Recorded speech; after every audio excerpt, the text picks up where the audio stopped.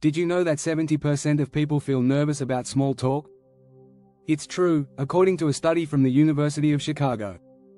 You might think small talk is just about chatting casually with someone at a party or in an elevator, but in reality, it plays a huge role in our social lives. In fact, research shows that people who are skilled at small talk are more likely to be seen as approachable, trustworthy, and even more successful. But here's the kicker: it doesn't have to be hard. Small talk doesn't require being an extrovert or having endless things to say. In fact, with the right strategies, anyone can master it and turn those awkward moments into opportunities to connect and even form deeper relationships. In this video, we'll reveal simple but powerful ways to make small talk feel easy. You'll learn how to start conversations without fear, keep them flowing smoothly, and turn them into something more than just surface-level chat. By the end, you'll have the tools to navigate any social situation with confidence. Stay tuned as we uncover the secrets to making small talk one of your most valuable skills. Ready to stop feeling awkward? Let's dive in. Chapter 1: Crack the Code. Why small talk isn't small. Small talk often gets a bad rap. It's seen as insignificant, a filler before the real conversation begins. But the truth is, small talk is powerful. It's the gateway to deeper connections. According to a study published in Psychological Science, small talk activates the same parts of our brain that are involved in forming lasting relationships. So, it's not just idle chatter, it's a tool for building trust and rapport. Think about it, the most successful leaders and influencers are often exceptional at small talk. Bill Clinton, for example, was known for his ability to connect with anyone, anywhere, with just a few words. He could make you feel like you were the most important person in the room. That's the magic of small talk. Done right, it can open doors you never even knew existed. But here's the catch: you can't just talk about the weather. Studies show that meaningful small talk involves shared experiences or opinions. By focusing on common ground, you make it easier for the other person to open up. It's not just about saying words, it's about creating a connection. That's why learning how to master small talk can elevate you from being a passive participant to a captivating conversationalist. Chapter 2: The Secret Sauce. How to make conversations flow. The key to making small talk feel easy is making it flow. One of the best strategies is active listening. It's not just about hearing what the other person says, it's about showing that you understand and are engaged.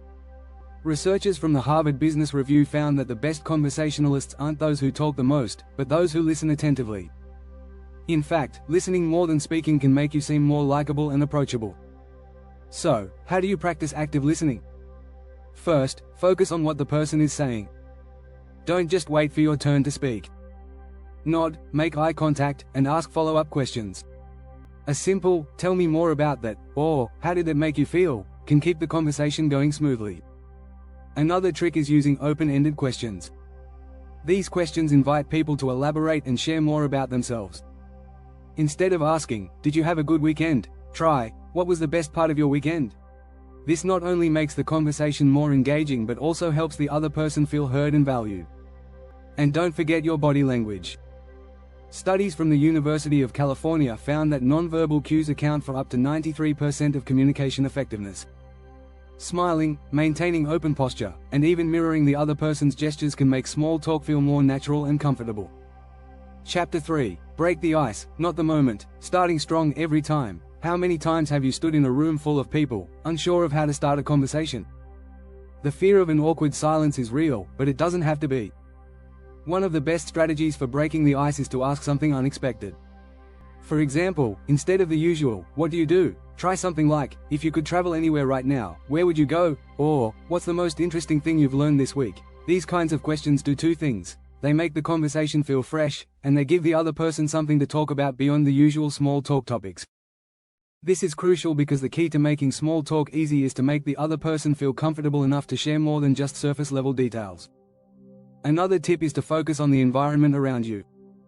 If you're at an event, comment on something specific. "This place has great decor, don't you think?" Or, "I love the music they're playing, do you know who the band is?" These types of observations create an instant connection and are a great way to start a conversation without feeling forced.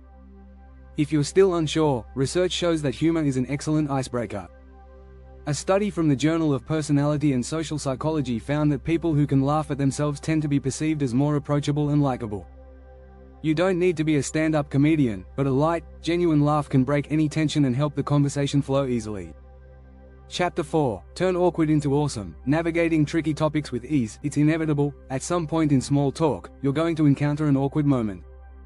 Maybe the conversation lulls, or the topic shifts in a direction you weren't expecting. The good news? There are strategies to turn these moments into opportunities. One way to avoid awkwardness is by being prepared. According to a study by Princeton University, people are drawn to conversations that feel comfortable and easy. So, if you know you're going to a networking event, for example, prepare a few neutral, but engaging topics in advance. Talk about current events, hobbies, or even the event itself. Having a mental backup plan can help you keep the conversation flowing. If the conversation hits a dull spot, don't panic. Instead, try a quick transition. For instance, if the current topic feels too personal or uncomfortable, you can pivot by saying, "That reminds me of something else I read recently," or "I saw something interesting about that in the podcast yesterday." This tactic is a smooth way to redirect the conversation without making the other person feel like they've said something wrong. Another way to handle awkwardness is by using humor. A light-hearted comment can diffuse tension and re-engage the person in a more relaxed way. In fact, Psychology Today notes that humor can increase feelings of connection and trust between people. But remember, be careful with jokes. Keep them positive, inclusive, and not at anyone's expense. Lastly, don't underestimate the power of silence. Sometimes, just giving the other person a moment to gather their thoughts or respond can create a more relaxed atmosphere. Pauses in conversation can actually allow you both to feel more comfortable and engaged, rather than rushing to fill every second with words. Chapter 5. Mind over matter. The confidence boost for small talk. Confidence is key when it comes to making small talk feel easy. But how do you actually build that confidence? One technique is simple: shift your focus from yourself to the other person. Studies show that when you're less concerned about how you're coming across and more focused on genuinely listening, you'll feel more at ease. A great way to boost confidence is by practicing mindfulness.